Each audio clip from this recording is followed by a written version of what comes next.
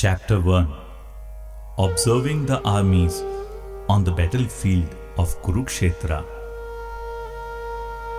Dhritarashtra said, O Sanjaya, after my sons and the sons of Pandu assembled in the place of pilgrimage at Kurukṣetra, desiring to fight, what did they do? Sanjaya said, O king, after looking over the army arranged in military formation by the sons of Pandu, King Duryodhana went to his teacher and spoke the following words. O my teacher, behold the great army of the sons of Pandu, so expertly arranged by your intelligent disciple, the son of Drupada. Here, in this army, are many heroic bowmen, equal in fighting to Bhima and Arjuna. Great fighters like Yuyudhana, Virat and Drupada. There are also great, heroic, powerful fighters like Drishtaketu, Chekitana, Kashiraj, Purujit, Kuntibhoj and Shaibya. There are the mighty Yudhamanyu, the very powerful Uttamoja, the son of Subhadra, and the sons of Draupadi. All these warriors are great chariot fighters. But for your information, O best of the Brahmanas, let me tell you about the captains who are specially qualified to lead my military force. There are personalities like you, Bhishma, Karna, Kripa, Ashwathama, Vikarna, and the son of Somadatta, called Bhurishrava, who are always victorious in battle.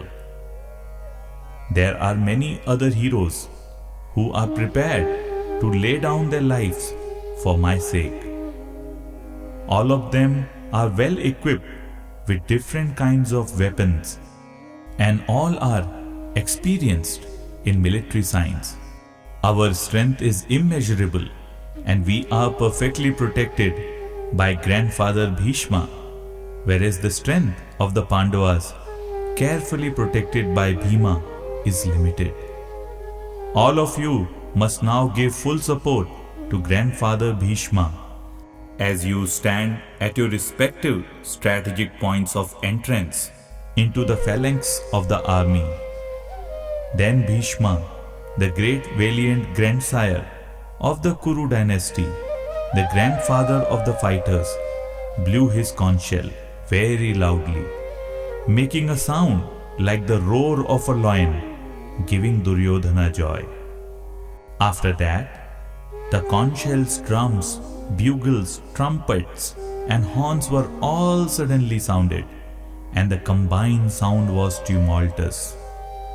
On the other side, both Lord Krishna and Arjuna, stationed on a great chariot drawn by white horses, sounded their transcendental conch shells. Lord Krishna blew his conch shell called Panchajanya. Arjuna blew his, the Devadatta, and Bhima, the voracious eater and performer of Herculean task, blew his terrific conch shell called Poundra.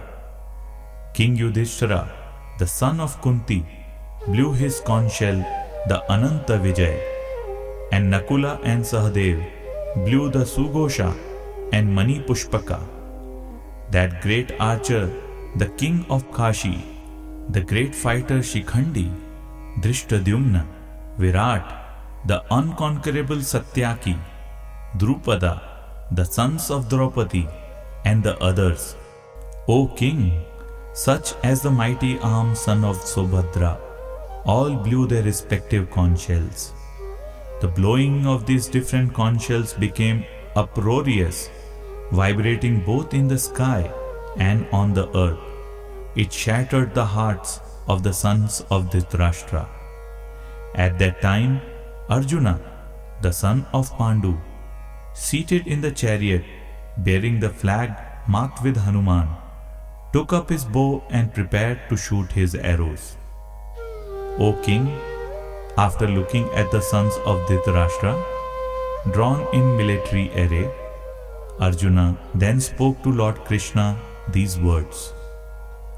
Arjuna said, O infallible one, please draw my chariot between the two armies, so that I may see those present here who desire to fight, and with whom I must contend in this great trial of arms. Let me see those who have come here to fight, wishing to please the evil-minded son of Dhritarashtra. Sanjaya said, O descendant of Bharata, having thus been addressed by Arjuna, Lord Krishna drew up the fine chariot in the midst of the armies of both parties. In the presence of Bhishma, Drona, and all other chieftains of the world, the Lord said, Just behold Partha, all the Kurus assembled here. There Arjuna could see, within the midst of the armies of both parties, his fathers, grandfathers, teachers, maternal uncles, brothers, sons, grandsons, friends, and also his fathers-in-law and well-wishers. When the son of Kunti, Arjuna saw all these different grades of friends and relatives, he became overwhelmed with compassion and spoke thus. Arjuna said, My dear Krishna, seeing my friends and relatives present before me in such a fighting spirit, I feel the limbs of my body quivering and my mouth drying up. My whole body is trembling. My hair is standing on end. My bow Kandiva is slipping from my hand, and my skin is burning. I am now unable to stand here any longer. I am forgetting myself, and my mind is reeling. I see only causes of misfortune, O Krishna, killer of the Kesi demon. I do not see how any good can come from killing my own kinsmen in this battle. Nor can I, my dear Krishna, desire any subsequent victory, kingdom or happiness. O Govinda, of what avail to us are a kingdom, happiness, or even life itself, when all those for whom we may desire them are now arrayed on this battlefield. O Madhusudana, when teachers, fathers, sons, grandfathers, maternal uncles, fathers-in-law, grandsons, brothers-in-law, and other relatives are ready to give up their lives and properties and are standing before me, why should I wish to kill them, even though they might otherwise kill me? O maintainer of all living entities, I am not prepared to fight with them, even in exchange for the three worlds, let alone this earth. What pleasure will we derive from killing the sons of Dhritarashtra?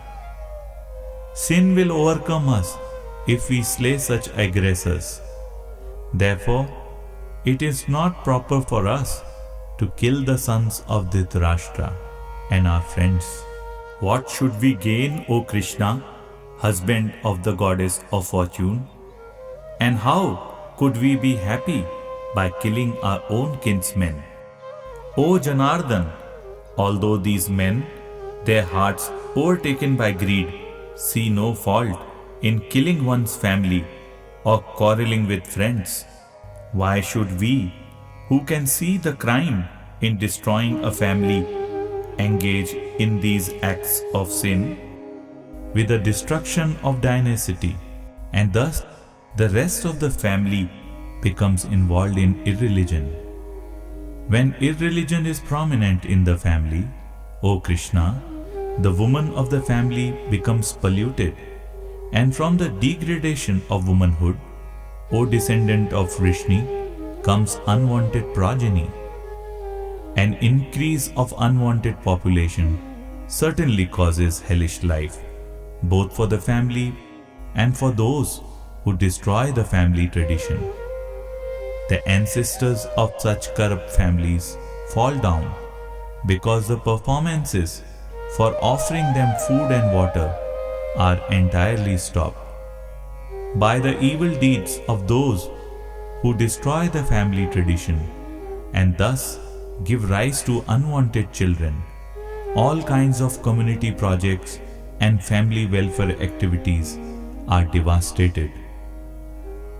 O Krishna, maintainer of the people, I have heard by disciplic succession that those who destroy family traditions dwell always in hell. Alas, how strange it is that we are preparing to commit greatly sinful acts. Driven by the desire to enjoy royal happiness, we are intent on killing our own kinsmen. Better for me if the sons of Dhritarashtra, weapons in hand, were to kill me unarmed and unresisting on the battlefield. Sanjaya said, Arjuna, having thus spoken on the battlefield, cast aside his bow and arrows and sat down on the chariot, his mind overwhelmed with grief. Thus ends the Bhaktivedanta translation to the first chapter of the Srimad Bhagavad-gītā in the matter of observing the armies on the battlefield of Kurukṣetra.